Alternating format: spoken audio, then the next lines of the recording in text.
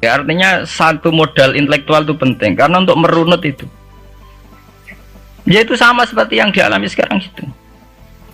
Orang yang pro Megawati itu begitu mendewakan Soekarno, seakan-akan Indonesia itu dimulai dari Bung Karno, sampai ada paham Soekarnoisme. Bahwa Indonesia itu seakan-akan dimulai dari Soekarno. Memang deklarator kemerdekaan Indonesia itu Soekarno. Tapi umat Islam atau partai-partai Islam itu tidak kecil hati. Karena embrio yang bernama Indonesia itu dari tahun 1908, sebelum ada partai nasionalis yang berani melawan kolonialisme Belanda adalah partai-partai Islam, sehingga kebangkitan Indonesia dimulai 1908. Karena saat itu yang pertama mencetus ide melawan Belanda adalah kiai-kiai Islam, yaitu saat itu bikin serikat dagang Islam, terus lama-lama menjadi serikat Islam, terus lama-lama menjadi partai Islam, dimulai dari angkatannya Hos Cokroaminoto. Sini Haji Umar Said sinten Cokroaminoto, itu disingkat jenis Hos Cokroaminoto. Jadi tidak bisa Indonesia itu meninggalkan partai Islam, karena dulu pertama pendiri era kepartaian niku malah partai-partai apa? Islam yang lahir di Solo, di Jogja. Bahkan sebelum ada negara yang bernama Indonesia, itu ada negara yang bernama Demak Bintoro, ada Demak Ngayogyakarta apa?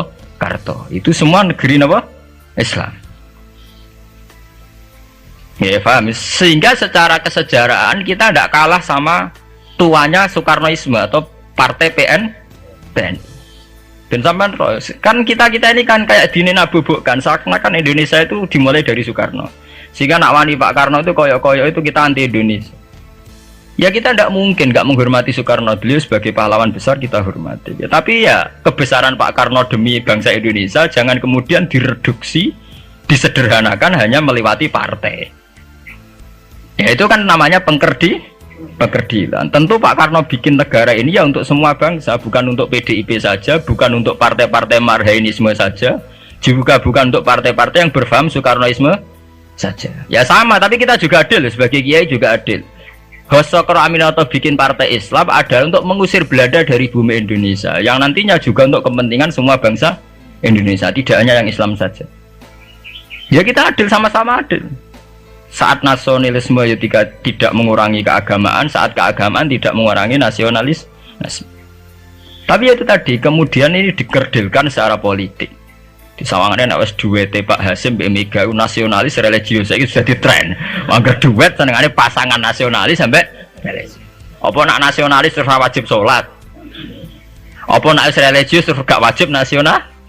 Sebetulnya itu kan apa kena orang Indonesia itu wajib sholat hanya karena atas nama nasionalisme. Apa nak guys kiai itu wajib bayar pajak.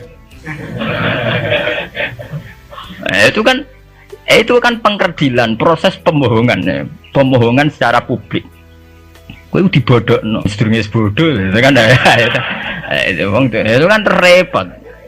Namanya sedurunge bodoh dibodokno nggih napa? Nurut.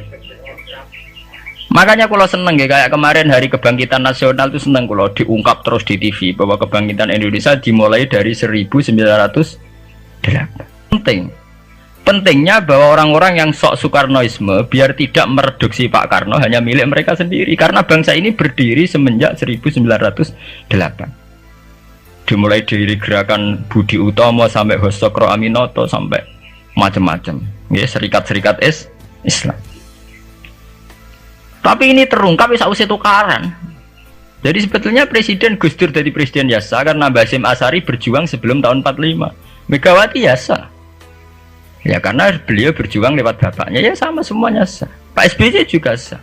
Karena keluarga militer. Apa meneh dekne mantune Sarwaedi sing ra roh sapa? Perjuangannya mertuane. Gak iso adol bapak ya adol mertuane. Pokoknya sing dikena didol pokoknya. Tapi artinya sama, kita secara sejarah itu sama. Kita sebagai santri juga tidak kalah sejarah. Karena berdirinya nasional udah lewat para kiai itu takokno sejarawan manapun kayak profesor siapa di UI, siapa saja profesor sejarah bilang bahwa awal kebangkitan Indonesia itu dari partai-partai Islam. Bahkan versi orang nasionalis sekalipun tuh bilang karena Islam adalah satu agama yang paling sensitif terhadap penjajahan. Karena Islam melahirkan satu paham jihad, bahwa ketika ada kolonial Belanda, wong Islam terinspirasi harus jihad, sehingga lahir partai-partai Islam. Dulu yang dilawan tuh perdagangan. Ini kalau cerita sejarah, santri-santri sadar Jadi santri salaf dengan model sekarang sing ora roh duit, ora roh dagang itu sebetulnya mengkhianati pendiri santri. Lho mboten niku lho fair. Sing gak seneng dagang, gak seneng mergawe itu mengkhianati pendiri pesantren. Sama lihat sejarah, tahun 1908 itu namanya tidak SI, tidak Serikat Islam, tapi Serikat Dagang Islam. Karena para kiai adalah melawan dominasi Cina di Surakarta dan dominasi Belanda menguasai sentra-sentra perdagangan. Sehingga yang dilawan pertama adalah piye supaya kolonial gak menguasai aset-aset ekonomi. Sama takokno sejarah cek versi kiai, cek versi buku, asal gak versi klenek.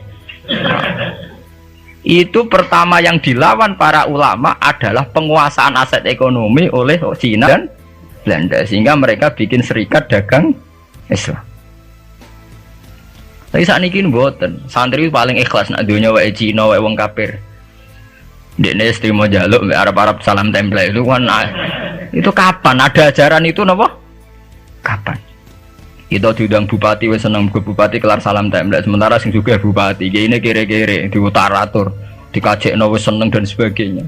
Itu tidak benar, tradisi itu tidak benar.